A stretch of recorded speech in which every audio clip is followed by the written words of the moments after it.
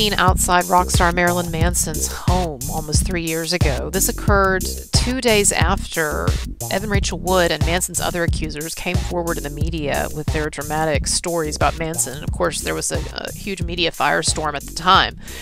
Well, as this TMZ article reports, as they put it, Manson's home was swarmed by police, complete with helicopter surveillance shining brightly at night through the windows. The police came to Manson out of concern because Illma Gore, Evan Rachel Wood's girlfriend at the time and co-conspirator in this MeToo hoax, Illma Gore had reported a request for a wellness check to the FBI. She made up a story about Manson being her good friend, and she was worried that she hadn't heard from him, and it was clearly her intention to get him swatted, is the term that is used now. And a number of people, Evan Rachel Wood supporters, have tried to suggest that this was no big deal and certainly nothing worth suing about, as Manson is suing. He's suing Evan Rachel Wood and Illma Gore. But it is actually very serious, and I'm going to break it down for you and talk about why in a moment. You probably have seen the news coverage the last couple of days about Marilyn Manson being ordered to pay the legal fees, some legal fees of Evan Rachel Wood. And there have been a lot of references in the media to the fact that Manson's case against Evan Rachel Wood and Illma Gore, of course, he sued them for a range of different things, including defamation, but there's been this accusation in the media, or this assumption, that because the judge in this case took out the defamation portions of the lawsuit, that therefore the lawsuit had been gutted, and there was really nothing there to talk about. And so what I want to do right now is I want to go through what remains in the lawsuit and talk about why these are very serious issues and certainly worthy of discussion. There are still charges, allegations, Manson has filed in his civil suit against Evan Rachel Wood and Illma Gore of computer fraud and impersonation. The lawyer, Andrea Burkhart, put it, it's basically a harassment case. The defamation part has been taken out, unfortunately, by the judge, but that still leaves a very strong, very interesting, compelling harassment case. Let's talk about this allegation of swatting. It would be very unsettling to any normal person to be sitting at home. You've just been hit with a bunch of allegations. You know that a bunch of people now hate you. There's a media frenzy. There could be crazy people out there, what have you. And then all of a sudden, you've got people banging on your door and hanging around, cops hanging around outside and trying to get into the house, and you have helicopters shining brightly into your window and all this noise, and then also you have the paparazzi who are massing outside. And so this is not an insignificant occurrence, and the reason why Illma Gore did this is because she was hoping, especially as she assumed Manson would be in this horrible state of mind, seeing himself get canceled and his life crumbling to nothing in the course of a couple of days, she was hoping that he would be in such a terrible state of mind that perhaps she could provoke, through this wellness check and getting all of these cops to quote-unquote swarm, as TMZ put it, swarm to Manson's house and behaving in these unnerving ways. She was hoping to provoke something that would either get him arrested or that would cause a scene or something that would be juicy for her documentary with Evan Rachel Wood and compelling for the impression of Manson as erratic and crazed. Now, there's one aspect of this that has not gotten enough attention. Look at this segment of the tabloid video taken outside Manson's home when this wellness check was occurring. Hey officers, we heard someone inside shouting they wanted to leave. No, they're ready. But They're ready. You heard someone shouting they wanted to leave, but someone wouldn't let them leave. this place or over there? This place.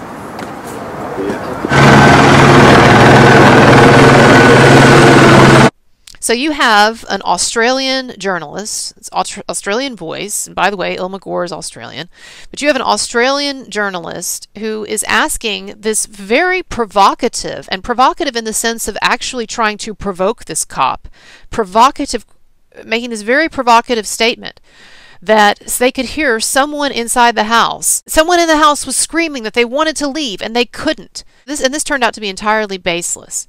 And this was just something suspicious that this Australian tabloid journalist was floating out here. But do you realize how potentially dangerous this is? Because what this person was telling the cop is that his perception was that there was someone whose life was in danger inside. If someone is in a crazy rock star's house and they're screaming, "I want to leave, I want to leave," then that means that they're probably in danger. And so really what's interesting and commendable on the cop's behalf is that he just kind of looks at the guy and doesn't act on it, doesn't take it seriously. But I would think there would be a lot of situations where the cops might take it really seriously. Really? Really? You heard that? Someone heard that? Okay, all right, there's something going on. We got to get in there. And it could really escalate the situation. One of the allegations that Manson's team makes is that Illma Gore tipped off the media. She didn't just, and of course it makes sense, right? She didn't just tip off the cops through her FBI message that was relayed to the LA sheriffs, the LAPD.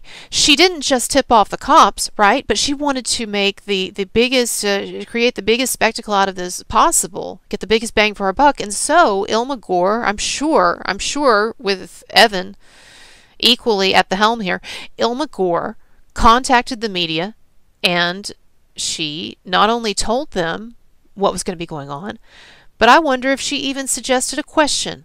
Well, I wonder if she even suggested that little statement that reporter made to the cop when he said there's someone inside screaming they want to leave.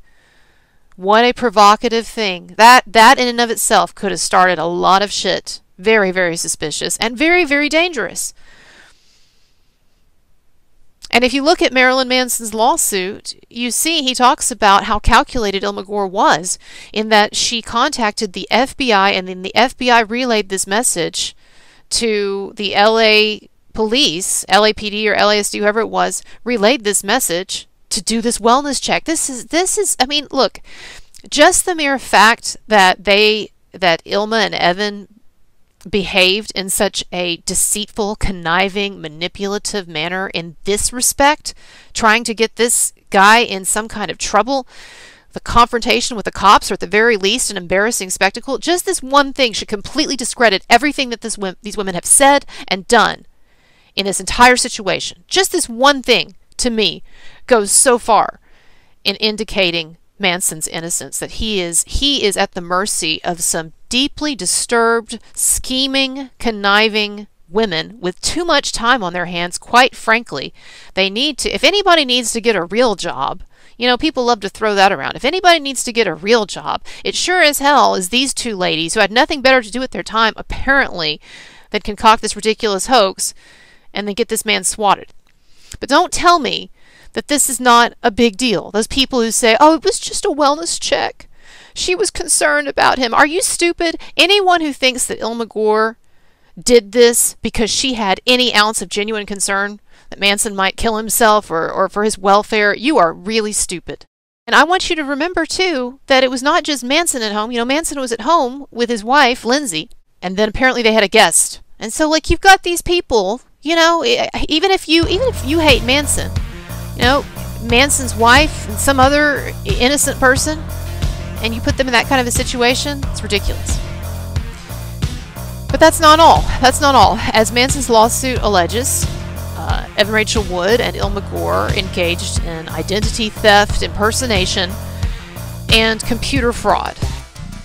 Marilyn Manson had an assistant for a while named Ashley Walters. She is now suing him and is making up a bunch of shit, alleging all sorts of stupid things that didn't happen. She was a disgruntled employee because when she was working for Manson, she would do all these crazy things, such as steal his car and get a DUI and wreck it. All of this happened, by the way, along with Manson's ex-girlfriend, Esme Bianca, who also sued him a while back. So Ashley and Bianca go on, steal his car and go on this joyride, and they're wasted, and Ashley wrecks the car and gets a DUI, and she is fired, as she should be. Well, This is the same person, this Ashley Walters person, this is the same person who apparently gave all of these passwords and all of this private personal information and phone numbers and so forth from her time with Manson, because of course if you're someone's personal assistant, then you have access to all of their stuff and their login, their passwords, and all of their contact lists and their past texts and whatever. And apparently Manson was very free with that with his assistant. Ashley giving passwords to Evan and Illma and helping them to find stuff and giving them access to things that they clearly shouldn't have access to. And of course this was all part of their efforts to recruit as many ex-girlfriends and friends of Manson as they could to go after him and to lie, either knowingly or I think in some cases unknowingly. I think there are people who have been duped in this. I really do. Like Dan Cleary, I really do think that he's been duped. Then, apparently, Illma Gore impersonated Marilyn Manson online and pretended to be him while emailing illicit, illegal content. I don't want to say the term, but you can imagine what it is. They were trying to get him serious trouble and trying to ruin him and his image. Again, these women have too much time on their hands in this situation. Jeez.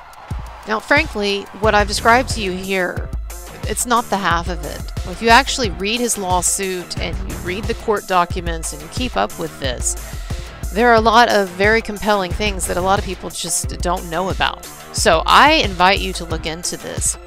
We've already been down this road with the Johnny Depp thing, and this is just, it really is, it's the Johnny Depp Amber Heard scenario times 10.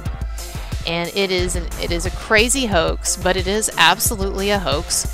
And by the way, this is why TMZ reported a while back that that sources inside the LA Sheriff's Department, detectives seemingly, were saying that there were credibility issues with the accusers, and therefore the case was going to be closed. And then, of course, the Sheriff's Department, the detectives, then announced that they were closing the file and sending it to the LA DA.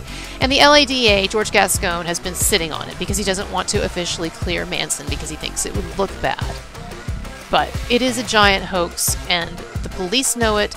And so what we really have here is a situation where a very, I think, mentally ill and troubled young woman, actress Evan Rachel Wood, was able to talk her girlfriend at the time into this scheme, and maybe the two fed off each other, but really created this kind of perfect storm that has destroyed Manson's life. And I really think that people should, now that we are 3 years into this, it has been 3 years since these allegations were first brought in the media. I think it's really time that this story start to get more mainstream attention than it has. Appreciate your support, everyone, as always, going into my 4th year on this, wrapping up 3 years covering this. I've been here since the beginning, and I appreciate your support.